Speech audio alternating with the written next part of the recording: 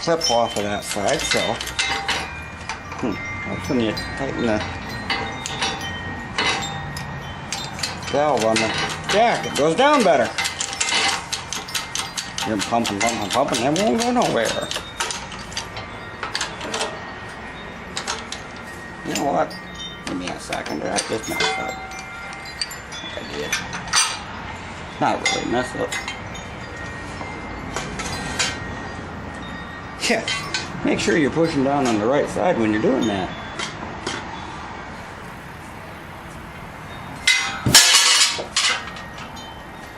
And again, I reiterate, make sure you drop lots of stuff behind your press that you have to go and fetch later on. Now, like I said before, I mean, you can hammer these out. I've done it. The press definitely makes it a lot nicer, a lot easier. Boink.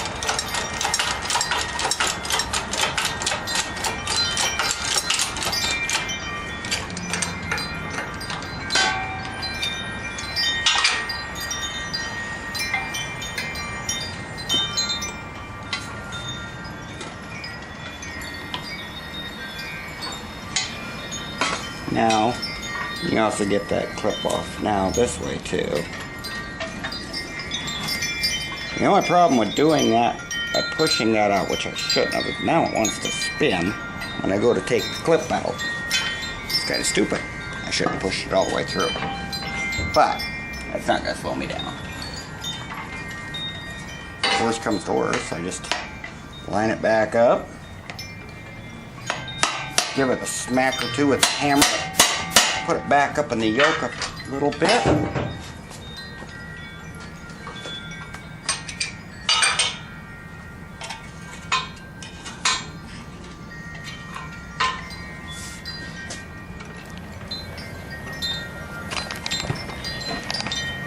So, I got it out.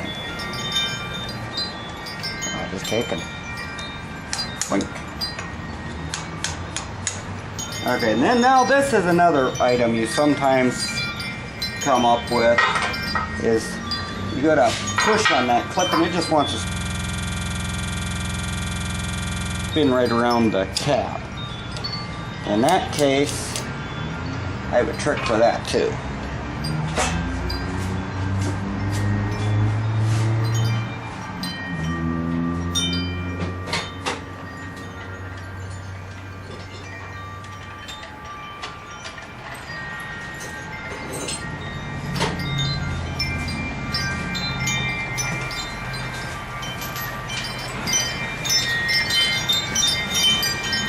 I got this pin punch. You can see it's slightly bent.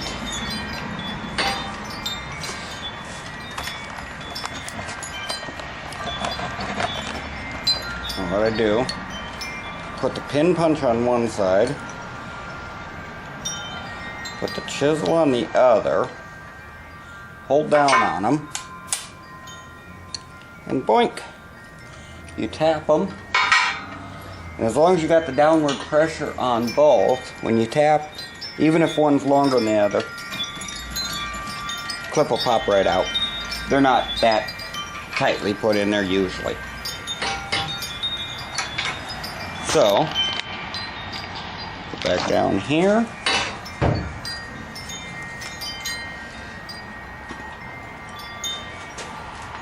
And you just gotta be a little bit careful, make sure that you get that receiver socket lined up properly,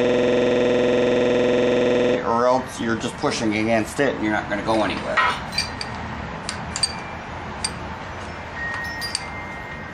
You want to make sure that that U-joint cap will drop down into that receiver socket.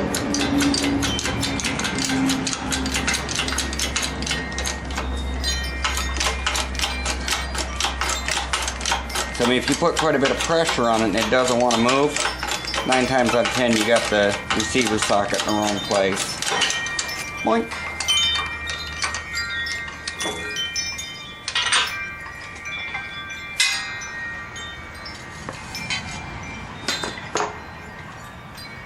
Yep. And that's the U-joints. Yeah, that one had that band on it also.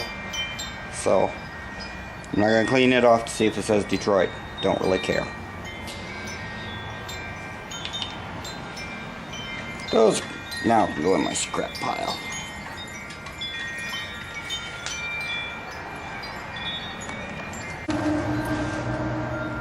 So just on the off shot, that you ever happen to be working on a first gen Dodge and you've had it apart for a long time and you're getting ready to do the U-joints on the drive lines and you're not sure which drive line is which, it's not too difficult to figure out. The longer one is going to be your rear. Not only that, but on this particular model, the front one has a CV joint or constant velocity joint.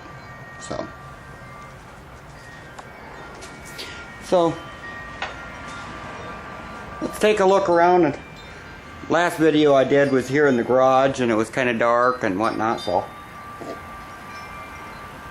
we'll go take a look at the Dodge as she's coming.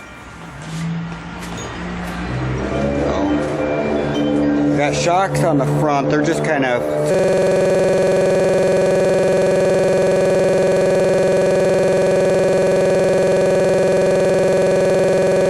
just so that they're not laying on my bench. I still got to replace the front springs. Haven't got to that yet, but if they're bolted on the truck, at least I know where they're at and all the hardware for them. So mostly I've been working on the back.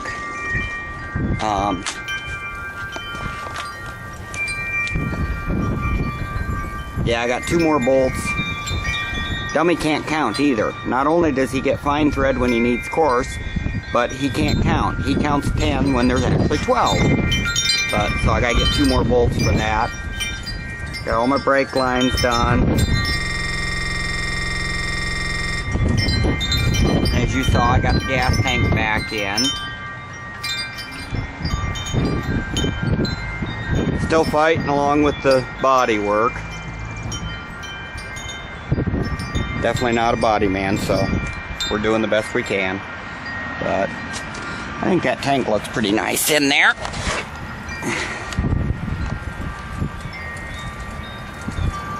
Those blotches are actually part of the old undercoating they put on the truck. I didn't bother taking it off. You know what, it's the fuel tank.